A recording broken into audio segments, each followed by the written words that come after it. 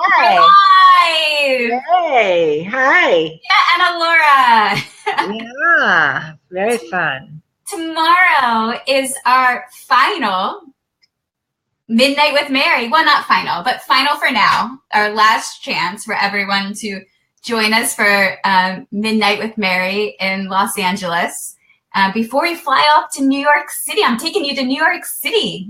I know. I'm so excited. And one of my girlfriends is going with me. She's going to, you haven't met her. Her name is Blessing. And she wanted to go anyway to New York. So she's just going to come along. And she's going to modeling agencies. So I'm going to tag along and show this face to a few modeling agencies in New York for the fun of it. Why not?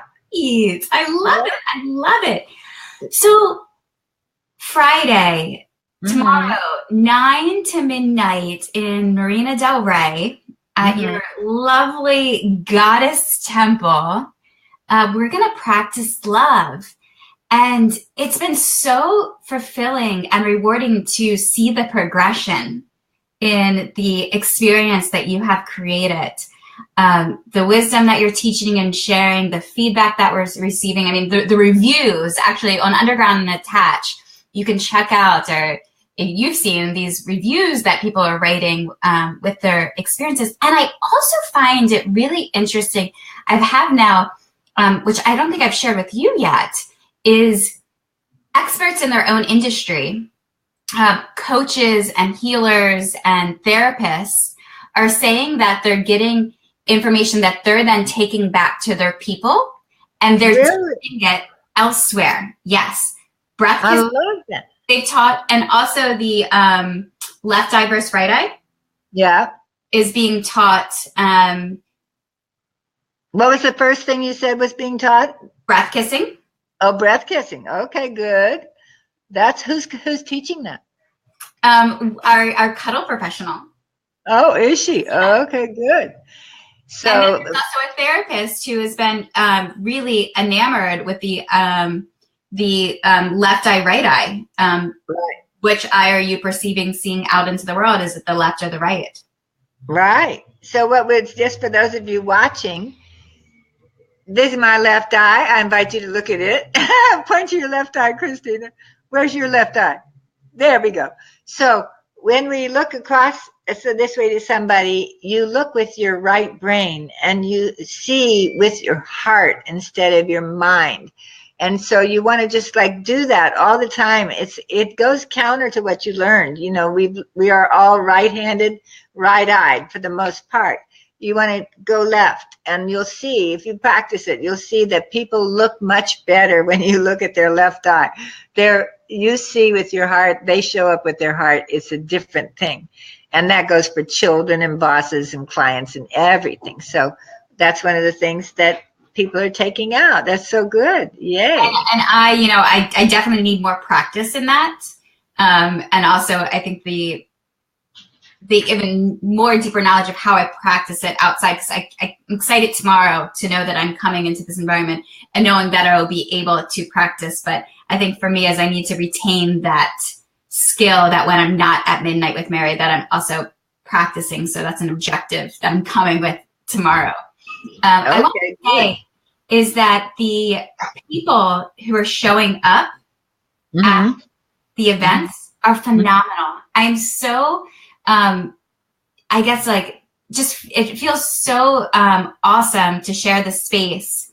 You know, not to say that we want to walk around and be like with people like ourselves all the time, because we want to expand beyond that. But the incredibleness of the entrepreneurs and healers and creative thinkers, beautiful people. Even last time when we held the experience 2 weeks ago, we had people from Las Vegas, Chicago, who were in town visiting, and they joined for Midnight with Mary. So you have the ability, you're meeting such a wide range of people. And also we're seeing from ages of, 22 to 65, it's, and all races and ethnicities. It's just so amazing to see everyone come together to actually practice love and see the love within in us all. You know, it's interesting when I first started doing this work of I'm losing your attention a little bit, Alorah, but that's okay. I know, because people are wandering around in my reality and it's making noises, and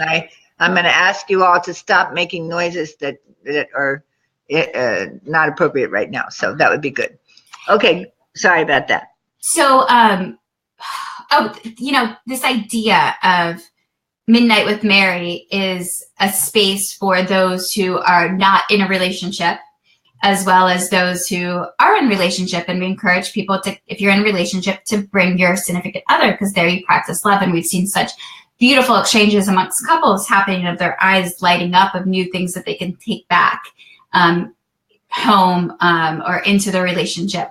But then, you know, people coming there who aren't in relationship, and a lot of people out there who are using, you know, dating apps to potentially meet their significant other. And this space you can come into, and sure, that's possible. You know, magic is upon us and all around, and you can start seeding those friendships and potential romantic relationships. But I love how you shared of, you know, to come and to not necessarily see ourselves as singles, because when we start seeing ourselves as singles, we start seeing other people who are joining us desperate. And that's not the idea, because I don't consider myself desperate, and I'm a sort of an anti-dating app person, but I want to show up in the universe and say, hey, you know, God, creator, whoever, I am ready. I'm ready to be in partnership with my significant other, my soulmate, and I'm doing the work. Good. Well, that's the attitude that I would encourage, because there's often this thing that people are doing in the single world, like they're making the list of what they want that perfect partner to be like, and then they're going to try and attract that perfect partner. What I did when I was creating my marriage, which I really very consciously, it's the most powerful thing I've ever done in my entire life, was to really create the foundation for my marriage that started in 1980 and completed with my husband's death in 2001. And what I did was I asked myself, what issues do I want to complete in myself through relationship with this person? So even if you don't have the person yet, you know you want a partner. What issues in your life do you want to complete through that experience?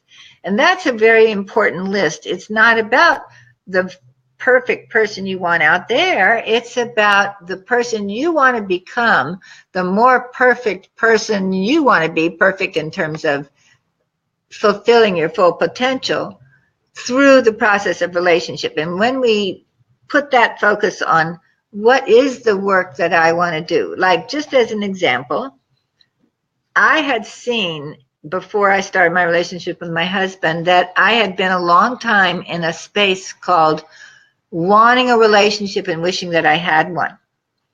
And I smelled a rat, because if you really want something, for the most part, it manifests. So what was going on there? And I saw there's more safety in wanting one and not having one than really being in one and having to create the thing actually being what it is you want.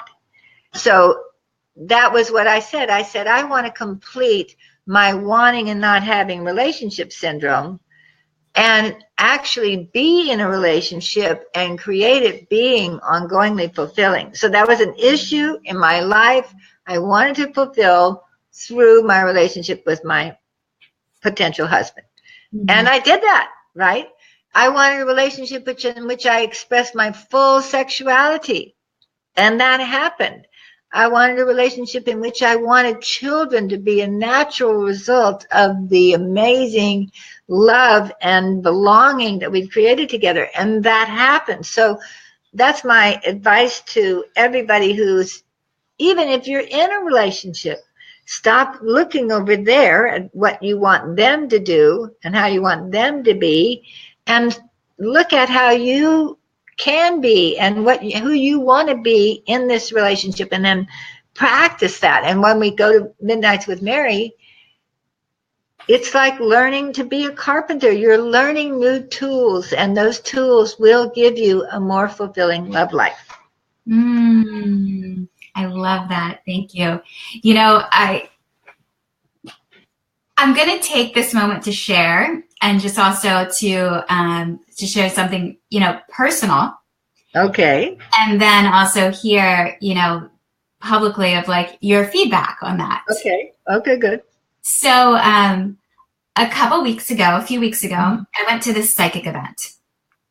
And I might have even shared with you about this psychic event. They had everyone, there was about 45 people and 2 psychics. And as we entered the space, we all completed a card with one question that we had for the psychic, and then someone who had passed that we would like to connect with. So we all gave our cards, and they pulled cards at one point, and you know, they did that exercise with the group. And then they also did an exercise where they asked people to give their jewelry, and then they did some jewelry readings. Well, they then also did something color readings. And I raised my hand, like finally I get my turn and I get called on, and I walk to the stage, and I'm, you know, now on the stool in front of the stage, and the psychic who was giving the reading, or intuitive, I call her an intuitive, came up and she put her hand on me and she said, "Wow, you're a healer." And I see this beautiful white aura all around you, like a marshmallow, like a big white marshmallow. And then there's like green on the outside. And then she said to the audience, "I want you all to know there are more people like here being sent to Earth to help now." And I felt a little bit in that moment like there was like this odd feeling of, oh, you're separating me from everyone else. And that feels sort of uncomfortable. But this is a beautiful angelic moment. And I also want to take it in because, wow, thank you. Right. Then she said, you know, when it comes to relationships, though, there's something that you just keep kicking under the rug. You're kicking under the rug of what that is. And I went to be like, well, what is it? Like, what is the thing I'm kicking under the rug? And then this past Saturday, I was on a call with Dr. Sarah Nazaratum, who's a renowned social psychologist, focuses on sexuality and relationships. And I've known her for about 6 years. And Dr. Sarah Nazaratum, she is a colleague of Esther Perel's, and she, you know, consults for the UN. Really amazing, phenomenal person. At the end of our work call, she said, "So Christina, how's you and your relationships?" I gave her a little rundown, and she said, you know, when people are going to establish a connection, or when they're dating or are interested in meeting their right partner, they're looking for a hook. They're looking for something to like hook them in. And with you, you are, and two, they're looking for that hook, so which helps them to establish compatibility. And that then goes into like boundaries. Like, what are your boundaries? And she said, you know, with what she sees in me is because I am so open-minded, and I can flow very easily, and I become very fascinated or by people, and I want people to feel very free. That it gives them, it's hard for them to establish compatibility with me. And so that one of the practices, and she also caveated this with, you're not my client. I'm not quite, you know, this isn't official information because I haven't sat with you for long, but it made me start to think more about barriers. And barriers. That's good. Not barriers, boundaries. I'm sorry, boundaries. Okay. Oh, I thought it was interesting you were going to look at barriers instead of boundaries, but keep going. And so boundaries. So in this sense of, I love, maybe even more, we can spend it tomorrow at Midnight with Mary, of like, how do we establish boundaries when we're also like explaining. And I can say for me is, I desire a monogamous relationship. I not really, you know, I think I'm not really interested in like leaky energy. And I say leaky energy in the sense of like bringing a third person into a relationship. So I don't know if you have any just first thoughts on how we establish boundaries while Well, also I do, of course. I do. And you already know it, but you just got to get it. I don't even like the conversation boundaries because I think people mostly use boundaries as barriers. Like, here I am, I got this one and this one and this one, and now try to get to me. So boundaries, for me, the boundary is sensuous, not sexual, for the beginning of the experience of connection with somebody.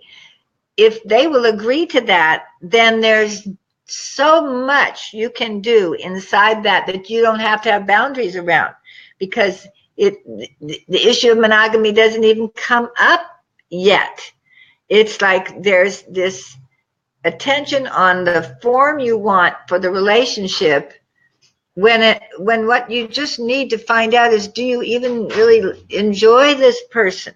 So the place that, rather than try to get to the relationship through conversation and matching up your lifestyles and your goals and your things like that, I say open to connecting with them without so much conversation.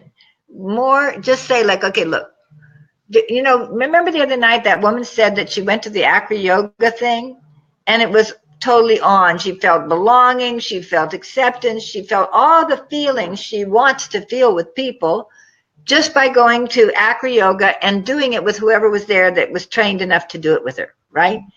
That's what I'm talking about. Do you remember in The Greatest Show? Well, you probably may not watch this, but did you see The Greatest Showman? Not yet. The movie? Not yet. I know. Okay, well, we'll watch it together. There's a couple. Her name is Zendaya, and then Zephron, whatever his name is. That Zac Efron, I think is his name. They were the love interest in the movie, and the day they met, they didn't get to know each other at all. They met and they said, "Okay, you're going up on the ropes." So they had to go up. Neither one of them skilled trapeze people, and fly around way above the land and hold each other's bodies. And they said, okay, you're going up on the rope. So they had to go up. What happened? It's echoing. Funny. Anyway, they had to go up and just forget any conversation. They just had to hold on, connect, come speeding at each other, miss, bomb, and the bond that they got from going body first. That's what I say. Go body first. Just don't go the liquid body. Get out there and do movement together. You know, lay down, go breathe with each other, get back to back. Go body to body first and make the boundary sensuous, non-sexual. And then you don't have to think about all the other little boundaries. Just make the basic boundary. I'm going to play with you, full out, fun, beauty. I'll give you my beauty. I'll make faces with your face. I'll dance with your face.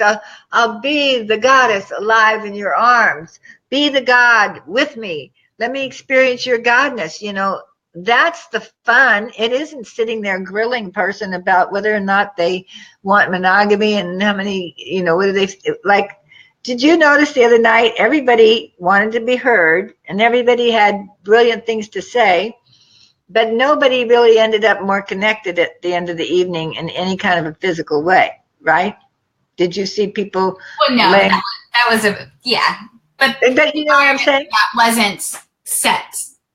No, it wasn't set for that environment, but I'm just saying it was stunning. There were 25 single people in a room. 30. Everybody wanted a relationship, but the kind of connecting that would lead to relationship was not happening there, and nobody planned it. It wasn't about that. It was about meditation. It's not like it should have been, but I'm just saying There was a lot of conversation about relationship, a lot of conscious awareness, a lot of models of what might be the best way. But if we'd had a bigger room, and I've been able to get those people down on the floor, core to core, there'd have been more laughter, more love, more fun, more belonging. Wouldn't it? Yeah. It would. Yeah. So the boundary is shut your mouth. Less talk, more touch, from the space of a learning touch that's not a taking touch. So, if you have a man doing this to you, for me, that's the kind of touch. Don't do that to me very much. It's too much like you're trying to create a sensation of sexual desire in my body. If you've asked me and I'm open to that, then I can enjoy it. But don't do that one without permission. The fingertips, as light feelings on the body, they trigger a woman's fear body reaction. What does he want? Where does he want to go this? So that's a boundary for me. Don't softly touch me without my permission. Now, can you take those same fingertips and, it's not so easy on arms, but you could take a fingertip on an arm. You can be with but it's more being with the body in a deeper, stronger, more artistic way that gets women, and I think all of us, out of our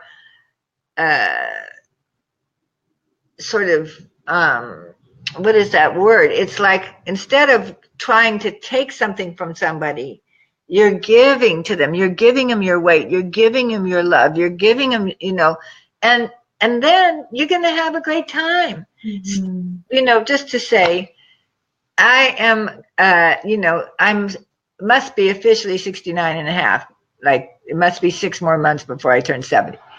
And I probably have the most erotically beautiful life of anybody listening to this experience, because I am constantly being sensuous beauty with people, young women, whatever men. That's how I play, and I do it by making that very clear boundary beyond liquid. So that's the new territory, like more rules about what is okay and okay. I just make one. I don't want to be constantly asked, may I this, may I that? No. You may anything that isn't trying to produce a sexual response for me, but don't do the things that are, and not for this given period of time. And then on the other side of that, if I want more, I get to. Then we go to the next place. Maybe there are boundaries there that are some kinds of liquid, but not all. I don't know. It's at that point, I think it becomes more of a individual choice, right? Mm-hmm. But right now, just for the purpose of people having more pleasure in their lives and more belonging, even without the one showing up, we want to just be with each other. The kind of group that was together the other night, there was almost even men, even women. I was kind of like looking at that. And it was just like, oh, okay, wish we had more space. Yeah, that was the meditation on Tuesday. Yeah. Well, and I think I love all you said, so thank you for that. And one practice that I'm seeing amongst, we're living in this time where we all want everything instantly. We want to know instantly, are we compatible? Instantly, is this my partner? Is this the one for me? People are going to coffee, dinner, drinks after freaking swiping on a dating app and spending 45 minutes to 3 hours with each other. And at the end, they're supposed to know, should this person be the one? It's crazy. So getting into this idea, time is an illusion. Mm-hmm. And we just need to be in spaces and spending more time together and creating those environments. So I honor you and appreciate you for being one of our guides and allowing us the space to do that and to build these friendships, relationships, and practice love.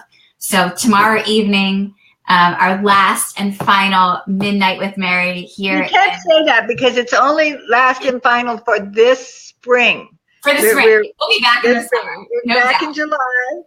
But for this period of time, come now, come one, come all, who hear the call. Da, da, da, da, da, come alive. And get wrapped in goddesses. Yes, it's amazing. Right. So everyone, the theme song is, how does it go? It says, when the world becomes a fantasy and you're more than you could ever be and you're dreaming with your eyes wide open. And you know you can't go back again to the world that you were living in because you're dreaming with your eyes wide open. So come alive. That's our invitation. Come alive. I'll see you tomorrow. I love you. Bye.